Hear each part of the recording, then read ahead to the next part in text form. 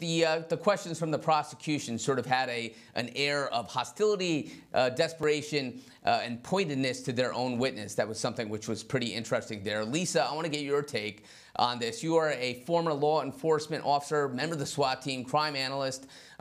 This case deals a lot with forensics, but not traditional forensics, more medical records, I should say, and medical evidence in terms of the amount of fentanyl and dosages being given to these patients by Dr. William Husel. What really stands out to me when we look at that and analyze that evidence is that when you see all the doctors, the physicians in this particular hospital, and all the patients, when you look at the dosage amounts, it's only Dr. Husel who is prescribing and administering that excessive, if you will, amount of fentanyl and other medication to these patients. Why is that so? And do you think that is going to be the way the prosecution clinches this case? I don't know that they're going to clinch it, but I believe that that is an important factor in all of this.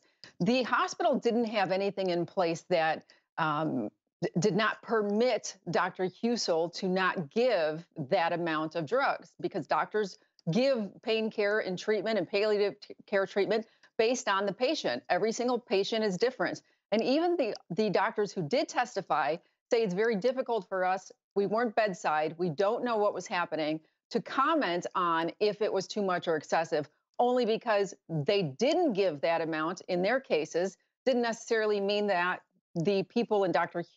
Husel's cases that were on palliative care who were at end of life were giving treatment for comfort. I think what was very important with that nurse and what she said is even after the 10 milligrams rather, of the morphine, that patient was still gurgling in pain and screaming. So I think that was an important point to get out. That was a benefit to the defense.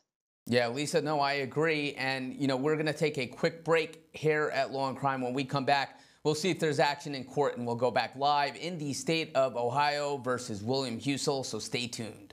A lot of facets here which differentiate it from your, as you say, your run-of-the-mill, let's say, murder case. Lisa, what does the prosecution have to show in light of what we just talked about? What do they have to bring to this jury? They need to show some type of malice. What did he do? How did he break any type of protocol? And when you look at all the other cases that he's had, we know that there were originally 25. They drop it down to going forward with prosecuting 14. And that was based on anybody that was given between 500 and 1,000 of the micrograms of fentanyl. But let's look at the totality of all of this doctor's patients. He's in an ICU unit. He's working palliative care cases. And out of all of these years, there were 25 cases. What about the ones that didn't reach that threshold?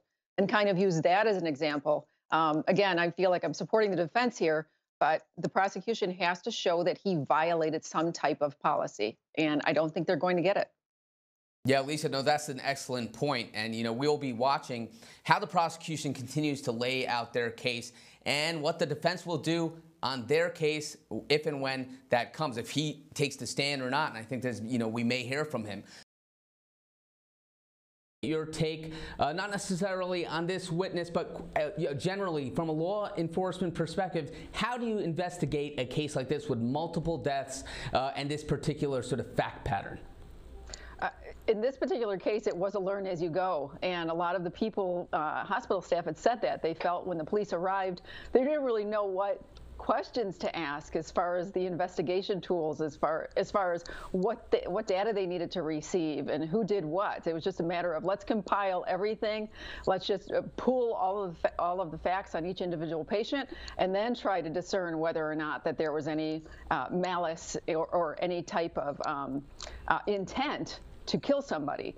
So yeah, from that perspective, I'm learning as I'm going too. And I think if we pulled anything from her, it was her saying she was giving the verbal order to go ahead and get that 1,000 micrograms. I said, if anything, that's probably what the prosecution just wanted to know. It was verbal. He could have put it in himself, but he told her to do it. Yeah, no, absolutely. I think this is going to be a really interesting case. As we proceed, we're day 11 today. It's going to keep continuing. I want to thank both Lisa and Adam for joining me today here in the afternoon session on Law and Crime. We're covering those cases, the Husel trial, the Dukes trial. Stay tuned for the Law and Crime Daily. Up next, I'm Imran Ansari. Thanks for watching.